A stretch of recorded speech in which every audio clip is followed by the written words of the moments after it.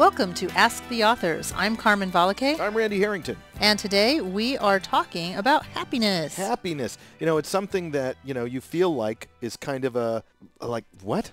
Happiness? Can you be Can you be happy? Yeah, I know. I've been too busy to be happy. And it's my experience when I talk to other people out on the road or whatever, that what we do when we share our lives, how are you, is we don't talk about how happy we are. We don't. Or when we think about being happy, we think about it being something that we get to do when we're not working. Exactly. And what I'm excited about today is it turns out we can be happy at work. Inconceivable. I know, right? It's amazing. Well, and the good news is that neither of us have to be the experts here. We have a bona fide happiness expert with us on the phone. Please give a warm evolutionary welcome to Chris Cook. Chris is the CEO of Capiche, which is I love the name, a consulting firm that is dedicated to the idea that you can actually be happy at work. Chris, are you there? I am. Thank you. Welcome. So think of happiness as in how you get a high-performing team. It's not just some soft little thing that, people want in their lives. What it really means is if you've got trust, you've got commitment, you've got conviction, you've got pride, you've got these things going, you're going to have a high-performing team. Gotcha. So it's kind of funny, isn't it, that you were right, Carmen. Happiness actually has kind of a bad rap as far as we don't think it's substantive. Right. I think it's like we equate it with vacation time or goofing off or being selfish. And so those must be things that you do when you're not at work. And what Chris is telling us is, no, happiness is critical to performance. Okay, if I buy your premise that happiness is a key to high-performing teams, can we make people happy? What do we have to do? Well, happiness is really a joint responsibility between the employee and the employer. But the employer can create a culture where their employees can thrive, where they can feel as though they're achieving their potential, where they feel like they're doing something worthwhile, where they're not totally stressed out, where they can be themselves, they can influence decisions, they can even have friends at work. Employers can create a place, a culture where it's okay, where it's actually even desirable to have happy employees. Reading between the lines there, what you're hinting at, I think, is that we can be more intentional about creating those cultures that are essentially good gardens to grow happiness. Is that the basic idea? Absolutely. Mm-hmm. So, Chris, is there an example you can give us of a company people might know where this happiness culture is alive and well? Gosh, Carmen, the first one that always comes to my mind is Zappos. They're an online retailer. They're doing over $1 billion a year, and they've only been around for 10 years. The CEO, Tony Hsieh, from the very beginning was super intentional about creating a culture where his employees were happy. And from day one, that has been their biggest focus. And because of that, they give better customer service. The customers love them and come back. And because of that, they're making lots of money.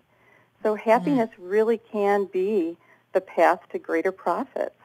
Wow, I love Zappos. I've heard nothing but amazing stories. And I mean, ridiculous stories of service that break all kinds of rules, where a woman will stay on the phone with a customer for hours if necessary. It's crazy. But so your point is that Zappos is kind of a flagship example of somebody who set out to say, we want to have happy employees, and oh, by the way, that's actually turning into $1 billion business. Exactly. They totally break all the rules when it comes to, telephone retail. And, you heard Carmen say, I love Zappos. How many companies do you say, I love? Right. I know that feeling about.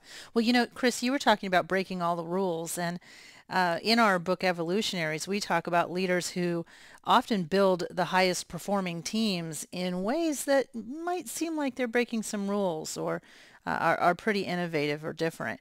And I was just wondering, what is your take on leaders that are operating in high change environments or leading transformational change? You often hear that people can be pretty fearful in those situations. Is it possible to have big changes in an organization and still have people be happy?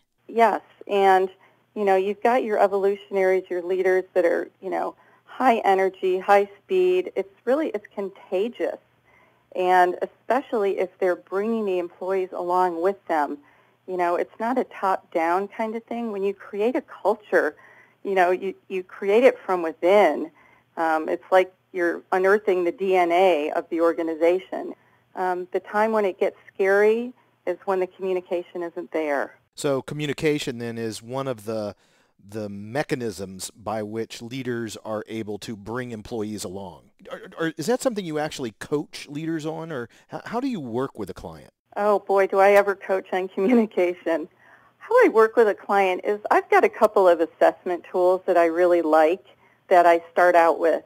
And one of these that I particularly like measures what I call the key drivers of happiness at work.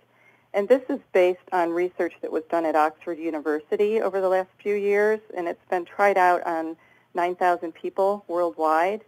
And so the things that I measure are trust, recognition, how much do people get and give, what kind of pride do they have in the organization, their confidence, their conviction, what the contribution is that they're making, what's their commitment to the organization, and then what's the culture.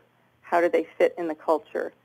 Typically, you'll find one or two areas that are really strong, which is great, but you'll also find areas that could use some improvement. And so, for example, if people don't feel recognized, that's really going to hurt their commitment and their conviction. Okay, so we do individual coaching, one-on-one leadership coaching, and we do group workshops based on the things that come up. So we could be doing a workshop on recognition. People like to be recognized in different ways. Do you know how your subordinates like to be recognized? Do you know how your boss likes to be recognized? Chris, as I listen to you tell this story, I think of why would anybody not want to do this in their organization? I mean, I think we all value being happy and being around happy people, being in a happy place. What you're saying, or at least what the data shows, is this isn't something to do just because it's the right thing. There really is a return on investment for this kind of culture. Is that right? There absolutely is a return on investment. Yep. And you can specifically point to things like sick time. Your happiest employees are probably taking less than a day a year of sick leave, whereas unhappy employees, I've seen cases of people taking 10 to 20 days. And you look at turnover. Maybe right now people are staying in jobs a little bit longer, but in a typical age, people, if they're not happy, they're usually out of a job within 5 or 6 months. Whereas your happy people are going to stay 5 or more years. And the cost of turnover is enormous. But I can imagine that when you go and make a conversation or make a pitch, and I'm going to go ahead and say it, particularly to crotchety old men, right, that are running a lot of businesses, they're going to look at you like, are you kidding me right now? You're going to come in and do what? You're going to talk to me about happiness?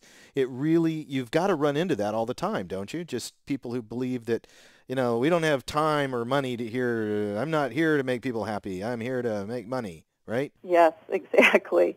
I typically use other words than happiness.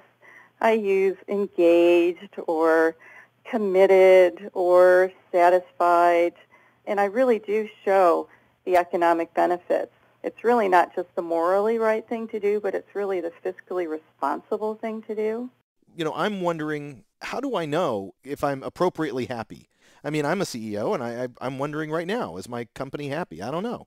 So how would I know if I need your services? Lots of times people come to me just with this feeling of something's not quite right, and I'm not sure what it is. I think I need some help. And they don't know where to go.